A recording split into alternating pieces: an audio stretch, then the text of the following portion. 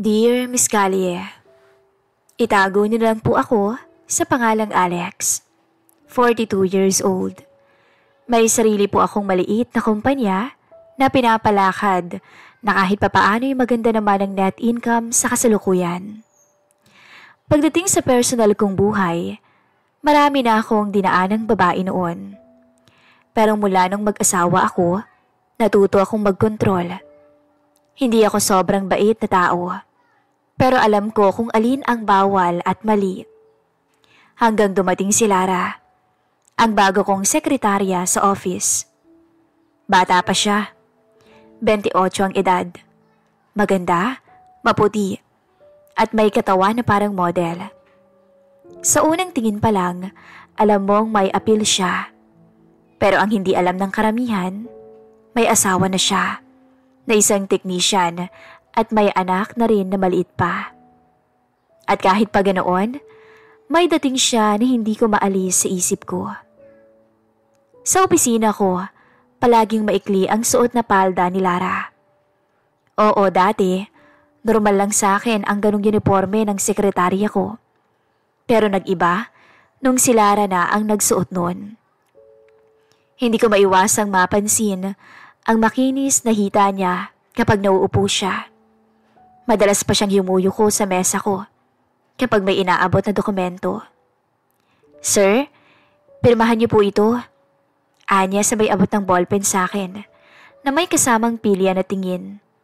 At alam kong hindi biro yun. Parang sinasadya niya. Ang sipag mo, Lara. Sabi ko minsan. Pero baka naman napapagod ka na ng sobra, ha? Ngumiti siya. Nakatitig sa mata ko. Kasi sir, kapag kayo ang boss, nakaka-inspire. Sabi niya sabay kindat. Napangiti na lang ako sa biro niya. Sanay na ako sa ganitong babae. Pero may kakaiba kay Lara. Hindi lang siya nagpapapansin. Parang may gusto siyang iparating. Isang gabi, overtime na naman kami. Ako sa loob ng opisina, siya naman nasa desk. Paglabas ko, wala siyang ginagawa kundi hawakan ng cellphone niya. Lara, hindi ka pa uuwi? Tanong ko. Nagpamewang siya. Tsaka tumingin ng diretso sa akin. Baka kasi gusto niyo sir ng kasama eh. Hindi ba kayo naboboard sa office kapag gabi? Lumapit ako pagkasabi niya noon. At bakit naman ako maboboring kung ikaw ang kasama ko? Ngumiti siya at tumayo at lumapit pa sa akin. Halos magdikit na ang katawan namin ng oras na yon. Ang bango niya, kahit lumipas na ang maghapong trabaho. At isa pa, rinig ko ang kabado niyang paghinga. Sir, bulong niya, baka pwede namang dagdagan niyo ng konting allowance ng overtime ko. Napatitig ako sa kanya pagkasabi niya nun. Alam kong may ibang ibig sabihin ang tono niya at hindi na inosente ang mga mata niya ng mga oras na yon. Alam mong bawal yan, Lara? Tanong ko, napabulong ang boses. Bawal nga, sir. Pero di ba, sir, minsan masarap naman ang bawal. At doon na nagsimula ang laro sa pagitan namin ni Lara. Simula noon, lalo siyang naging malapit sa akin. Sa bawat araw, may biro siya. May hawak o haplos sa braso ko. May tingin na parang nagyayaya. Hanggang isang gabi, matapos ang overtime, siya mismo ang nagayang kumain sa labas. Habang kumakain kami, bigla siyang naging seryoso. Sir, sabi niya habang nakayuko, huwag niyo po sanang isipin na cheap ako ha. Pero kailangan ko talaga ng pera eh. Nagulat ako nang sabihin niya yon.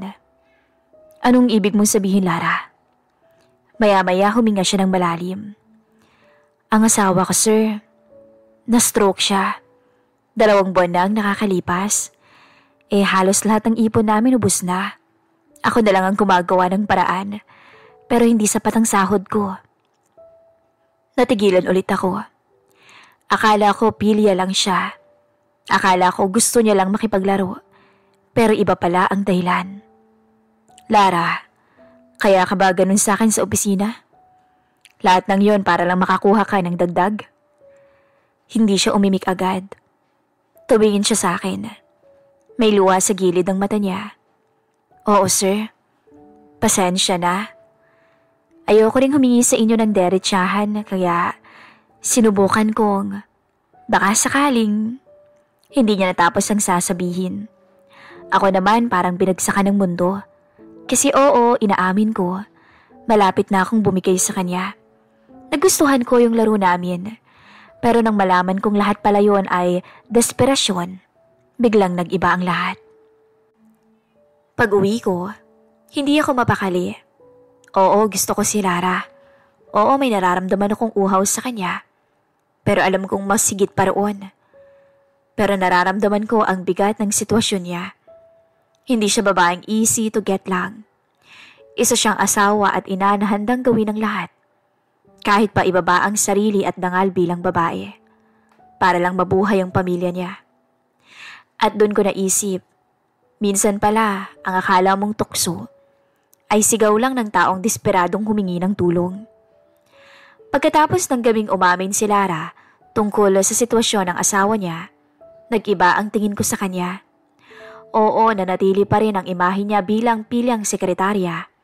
Pero sa likod noon, malinaw na may mabigat siyang pasan.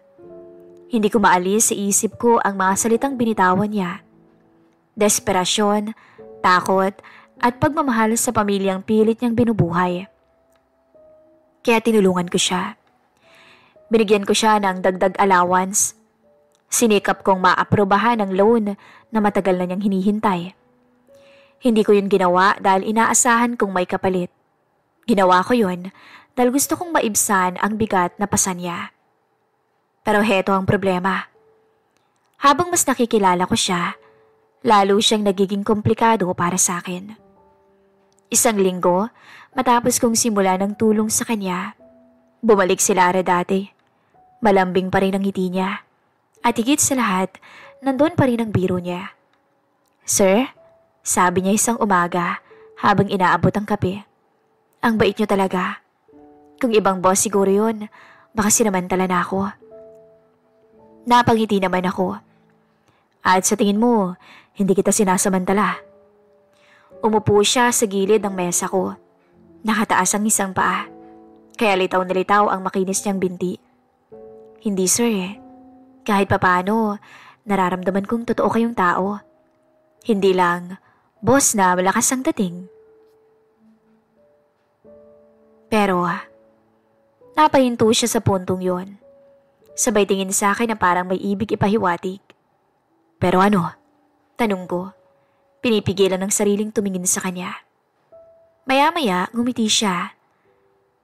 Pero hindi rin kayo santo. Sabay kindat niya. Napailing ako. Pero sa isip-isip ko, tinamaan ako. Tama siya. Tao lang ako. At kahit anong oras, pwede akong magkamali o matukso. Isang gabi, overtime ulit. Ako ay abala sa laptop ng oras na yon. Siya naman ay nakaupo sa harap ko. Nag-aayos ng mga papeles. Tahimik ang buong opisina ng mga oras na yon. Nung bigla siyang tumayo, lumapit sa akin at inilapag ang folder sa mesa ko. Pero imbis na bumalik agad sa upuan, nanatili siya sa tabi ko habang nakatingin lang sa akin. Sir, mahina ang boses niya. Alam niyo bang simula ng tulungan niyo ako, iba na ang tingin ko sa inyo? Napatingin ako bigla sa mukha niya. Iba? Paano? Dati, lahat ng ginagawa ko para lang makakuha ng dagdag na allowance, para lang sa gamutan ng asawa ko. Pero ngayon, ewan ko. Kahit hindi niyo na ako bigyan ng pera, parang gusto ko pa ring, makasama kayo. Yung tayong dalawa lang sana. Tila umapoy ang pakiramdam ko. Totoo ba to? O isa na namang laro? Tanong ko sa isip ko. Lara, sigurado ka ba? May asawa ka, may anak ka at ako. Hindi niya ako pinatapos. Maingat niyang hinawakan ng kamay ko. Alam ko, sir. Kaya lang, hindi ko alam kung bakit hindi ko mapigilan. Kahit alam kong mali. Nung oras na yon, hindi ko na napigilan. Tumayo ako at hinarap siya. Sigurado ka ba sa ginagawa mo, Lara? Ngumiti siya at tumitig ulit sa akin. Opo, sir. Baka mas sigurado pa ako dito kaysa sa sarili kong buhay ngayon. At sa isang iglap, nagdikit ang labi naming dalawa. Puno ng sabik at gigil. Para bang matagal na naming inantay ang isa't isa. Hindi iyon halik ng laro. Halik iyon ng dalawang taong parehong may nararamdaman para sa isa't isa. Nung mga sandaling yon, hinila ko siya papalapit sa akin. Ramdam ko ang lambot ng katawan niya. Siya man, mahigpit ang yakap sa akin na parang ayaw nang bumitaw. Pero ilang sandali lang, bigla akong natauhan. Kumalas ako bigla sa gitna ng umaapoy naming damdamin. Humakbang ako palayo. Lara, hindi pwede. Hindi tama to. Natahimik siya nung mga oras na yon. Kita ko ang lungkot sa mga mata niya. Alam ko, sir, pero kahit pigilan ko, hindi ko magawa. Sa puntong yon, lumapit ako ulit. Hinawakan ang balikat niya. Makinig ka, Lara. Hindi ako santo, oo. Pero ayokong isipin mong lahat ng tulong ko sa'yo ay may kapalit. Hindi ako ganun, Lara. Gusto kong tulungan ka pero hindi sa ganitong paraan. Tumango siya at pilit na ngumiti. Pero bago siya bumalik sa upuan, bumulong siya. Hindi lahat ng ginagawa ko ngayon ay para sa pera. Minsan, para na rin sa sarili ko, sir. Pag-uwi ko, hindi ako mapakali. Bakit ba ako naapektuhan ng ganito? Una, dahil sa pangangailangan niya o dahil sa damdamin niya. At higit sa lahat, dahil sa akin na mismo. Kasi hindi ko na rin alam kung ang nararamdaman ko ay awa lamang o unti-unti na rin nahuhulog ako kay Lara. Sa tuwing iniisip ko ang asawa niyang nakaratay, ramdam ko ang bigat ng magiging kasalanan ko. Pero sa tuwing naaalala ko ang mga mata niyang puno ng pagdanasa at pangangailangan, pakiramdam ko, ako lang ang taong nakakaunawa sa kanya. Sa mga sumunod na araw, mas naging magaan ang samahan namin. May mga biro pa rin siya, may hawak sa braso, may sulyapan na mahirap iwasan. Pero may mga sandaling hindi na ako nakakaramdam ng tukso lang, kundi isang uri ng lambing na matagal ko nang hindi nararamdaman kahit sa asawa ko. At doon ko napagtanto, baka si Lara, hindi na lang pala sa pagiging sekretarya ang tingin ko sa kanya. Hanggang sa hindi ko inasahan na agad kaming magkakaroon ng business trip ni Lara. Isang kliyente mula sa Batangas ang gustong makipag-meeting at bilang sekretarya ko, kailangan ko siyang isama. Sa totoo lang, kabado ako. Dahil alam kong kapag nagkasama kami sa biyahe, baka lalong mahulog kami sa bawal. Hindi ko rin maiwasan. May bahagi sa akin na sabik na malaman kung ano pa ang pwedeng mangyari.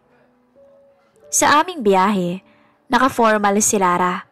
White blouse at palda na halos lampas lang ng kaunti sa tuhod. Pero mas nakaka-distract sa akin ang simpleng lipstick at pabango niyang halatang pinag-isipan. Sir, ako na lang po magdadrive kung pagod kayo. Biro niya habang nakasakay kami sa kotse. Napatawa ko. Naku Lara, ayokong ipahawak sa iyo ang manibela. Baka sa halip na meeting sa ospital tayo mapunta. Gumiti siya sabay sabing, basta po kung saan kayo pupunta, sasama ako. Simple lang ang mga salitang yun, pero ramdam kong may ibang ibig sabihin. Habang nasa biyahe kami, panay ang kwento niya tungkol sa anak niya, sa hirap ng sitwasyon nila at sa asawa niyang nakaratay. Pero sa pagitan ng mga seryosong usapan, may mga pahaging siya, paghawak sa braso ko kapag may kinukwento, pagtitig sa akin kapag tumatahimik ako. At oo, nauhuli ko ang sarili kong napapatingin sa kanya, hindi lang bilang empleyado, kundi mas higit pa. Pagdating namin sa hotel, isang kwarto lang ang nabook ng sekretarya ng kliyente. Hindi raw na-confirm agad ang isa pa, dahil na fully book agad ang hotel ng araw na yon. "Sir, isang kwarto lang?" Tanong ni Lara na may halong kaba at ngiti. "Pwede tayong mag-request ng extra bed?" Sagot ko agad. Pero sa isip-isip ko, alam kong parehas kaming nasa alanganing sitwasyon o pwede ring sabihing pabor sa akin. Pagdating ko sa kwarto, 2 kama ang nandoon. Huminga ako ng matiwasay. "O ayan, safe tayo," sabi ko. Ngumiti naman si Lara sabay sabing, "Safe nga ba, sir?" Hindi ko alam kung biro lang ba yung sinabi niya o sadyang sinusukat niya ako. Maayos ang naging meeting kinabukasan. Professional si Lara. Mahusay sumagot sa mga tanong ng kliyente. At proud akong siya ang sekretarya ko. Pero higit sa lahat, napansin kong hindi lang siya maganda at sexy. Matalino rin siya. Marunong siyang makisabay at alam niya kung paano ipakita na karapat-dapat siyang respetuhin. At doon, lalo akong na-attract sa kanya. Hindi lang sa katawan, kundi sa buong pagkatao niya. Pagkatapos ng meeting, bumalik kami sa hotel. Pagod kami pareho, pero may dala siyang 2 bote ng alak. "Sir, pampatulog lang po sana. Isa lang naman sabi niya. Umupo kami sa maliit na mesa sa gilid ng kwarto. Habang tumatagal ang inuman, nag-iiba ang usapan. Naging mas personal o mas totoo. "Sir?" sabi niya habang nakatingin sa akin. "Alam niyo bang matagal na akong hindi nakaramdam ng ganito?" "Ng ano?" tanong ko. "Nang may taong nakikinig o handang makinig sa akin. Sa bahay, puro pasensya, puro sakripisyo. Pero dito kapag kasama ko kayo, parang nawawala lahat ng problema ko. Parang nagiging babae ulit ako." Hindi ko alam ang isasagot ng oras na yon, kaya natahimik lang ako. Hanggang bigla siyang lumapit. Hinawakan niya ang kamay ko sabay hinaplos ang pisngi ko. "Sir, baka isipin niyo palabigay akong babae. Pero sa inyo lang talaga ako ganito. Sa inyo lang ako nagtiwala ng ganito." At bago ko pa mapigilan ang sarili ko, hinalikan niya ako. Halik na puno ng damdamin. Hindi na iyon biro o laro lang. Ramdam ko ang sabik ng labi niya. Ang paghawak niya sa batok ko na parang ayaw kong pakawalan. "Lara, malito." Bulong ko habang pilit kumakalas. Pero nang tinitigan niya ako, doon ko nakitang nangingilid na pala ang luha niya. At sa puntong yon, alam kong kailangan niya ako. Kailangan niya ng kalinga ng isang lalaki. Hindi bilang boss, kundi bilang asawa niya pansamantala. Hindi ko na alam kung paano kami napadpad sa kama. Basta ang alam ko, yakap ko siya ng mahigpit. At parehas magkalapat ang lantad naming katawan sa malamig na kwartong yun. At siya man, mahigpit ang kapit sa akin ang tuluyang maabot namin ang bawal na sandali. Napakaganda ni Lara. Pinagmasdan ko siya ng malapitan habang nakapikit at habang kagat ang labi niya. Alam kong namimiss niya ang ganong sandali ng buhay niya dahil matagal na rin nakaratay ang asawa niya. Pero kahit ganon, narespeto ko siya. Hindi naging bayarang babae ang tingin ko sa kanya sa ibabaw ng kama, kundi isang babae na dapat mahalin at alagaan. Pagkatapos ng ilang sandali, tahimik lang kami habang magkatabi sa kama. "Sir?" bulong niya. Hindi ko alam kung paano ko ipapaliwanag to sa inyo pero ngayon, ewan ko. Feeling ko nahuhulog na ako sa inyo. Sobrang nagulat ako sa narinig ko kasi alam kong totoo ang sinasabi niya at ako man, hindi ko na rin kayang itanggi na may nararamdaman na ako sa kanya. Pero kasabay ng damdaming yun, ramdam ko rin ang bigat ng kasalanan. May asawa siya, may anak, at ako, may responsibilidad na hindi ko dapat basta baliwalain. Nung sandaling yun, hinaplos ko ang buhok niya. "Lara, hindi ko alam kung saan tayo dadalhin nito, pero isa lang ang alam ko, hindi na rin kita kayang baliwalain." Sa gabing yun, hindi lang katawan ang nagtagpo, kundi 2 taong pareho nga nagpipigil ng damdamin. Parehong naghahanap ng init at pag-unawa. At doon ko napagtanto, minsan ang bawal, hindi lang basta tukso. Minsan, ito rin ang paraan para maramdaman mong buhay ka. Pagkatapos ng business trip namin ni Lara, hindi na bumalik sa dati ang lahat. Para kaming may sariling lihim na mundo. Isang mundong puno ng thrill, kaba at apoy na hindi ko alam kung ikakatuwa ko ba o ikakatakot. Isang linggo matapos ang biyahe, nasa opisina na ulit kami. Tahimik lahat ng empleyado, abala sa kani-kanilang mesa. Ako nasa loob ng glass office, si Lara naman nasa labas nag-aayos ng mga papeles. Napansin kong pasulyap-sulyap siya sa akin.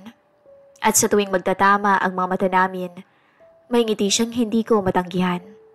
Maya-maya, binuksan ko ang pinto at tinawag siya. Lara, pakicheck nga tong schedule ng meeting. Agad siyang pumasok at sinara ko agad ang pinto. Nilako at hinila siya sa sulok na hindi kami kita sa glass window. Sir? Tanong niya sabay ngiti. Baka isipin ng iba. Bakit ka palaging nakangiti sa akin? Biro ko. Maya-maya lumapit siya. Inilapag ang folder sa mesa. Bakit po? Masama bang maging masaya kapag kasama kayo? Bago ko pa siya masagot, bigla niyang niyakap ang braso ko ng maigpit. Sir, hindi ko na kayang magpanggap na normal lang ang lahat. Ramdam kong nanginginig siya nung oras na yon. Hindi dahil sa kaba, kundi dahil sa tindi ng emosyon. At bago pa ako makapag-isip, hinalikan niya ako na parang wala nang bukas. Niyakap ko rin siya at itinulak sa gilid ng mesa. Alam kong mali, pero sa sandaling yun, wala na akong ibang inisip kundi siya, ang maging masaya kaming dalawa. Sir, bulong niya habang hinahaplos ang mukha ko. Hindi ko na alam kung paano ko kakayanin kapag nawala kayo. Pagkatapos ng ilang minuto, kumalas ako at huminga ng malalim. Pinilit kong bumalik sa katinoan. Lara, sabi ko, paano kung may makakita sa atin? Paano kung malaman ng asawa mo, ng pamilya ko, ng lahat? Umiling siya. Tila may iiyak ang reaksyon. Hindi ko alam, sir. Ang alam ko lang, mahalaga ka na sa akin. Hindi na ito laro, hindi na ito para sa pera. Ikaw na talaga. Tumigil ang oras para sa akin nang marinig ko yun. Kasi alam ko, ako man, ganun rin ang nararamdaman ko para sa kanya. Kinagabihan, mag-isa ako sa bahay. Nakaupo lang habang hawak ang baso ng alak. Paulit-ulit ang tanong sa isip ko, ano bang ginagawa ko? Hindi na lang to tungkol sa awa. Hindi na lang ito tungkol sa tukso. Totoo na, mahal ko na si Lara. Mahal ko na ang sekretarya ko. Naalala ko ang asawa niyang nakaratay at ang anak niya. Naalala ko rin ang sarili kong pamilya. Ang reputasyon ng kumpanyang pinaghirapan ko. Pero kasabay ng lahat ng yon, naroon ang imahe ng mga mata ni Lara. Ang maamo niyang muka. Ang tingin niya tuwing kailangan niya ako. Ang ngiti niya tuwing nararamdaman niyang ligtas siya sa tabi ko. At doon ako tuluyang napaisip. Ano ba ang tama? Ano ba ang mali? At alin ba ang pipiliin ko? Kinabukasan, kinausap ko siya. Lara, sabi ko, kailangan nating magdesisyon. Hindi pwedeng ganito lang palagi. May masasaktan, may masisira sa relasyon natin. Tumango siya. Tahimik lang, pero mahigpit ang hawak niya sa kamay ko. Alam ko, sir, pero paano? Paano ko pipiliin kung sa isang banda may asawa kong kailangang alagaan? At sa kabila, may ikaw na nagpaparamdam kung paano ako maging masaya. Wala akong nasabi. Kasi sa totoo lang, ako man, wala ring kasagutan. Lumipas ang mga araw, patuloy pa rin ang relasyon namin. Pero habang tumatagal, lalo ring bumibigat ang konsensya ko. Kaya gusto ko sanang humingi ng kahit papaano ay payo sa mga nakikinig ng channel nyo, Miss Callie. Ano ba ang dapat kong gawin? Ipipilit ko ba ang nararamdaman ko kay Lara kahit alam kong may asawa siya? O tatapusin ko na bago tuluyang masira ang lahat? Hanggang dito na lamang po ang kwento ko. Lubos na umaasa, Alex.